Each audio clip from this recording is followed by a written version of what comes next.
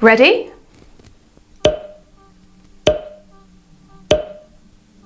That's right, we have gloves, goat and golf.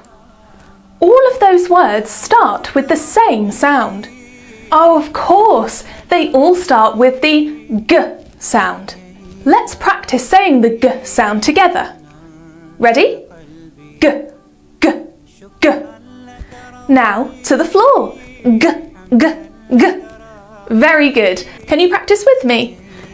G, g, g, g, g, g, g. Very good. Girl, gorilla and gate. Let's practice saying these words together. Ready? Girl, gorilla, gate. Well done. We're going to practice writing the g sound in the air like this. Can you try with me?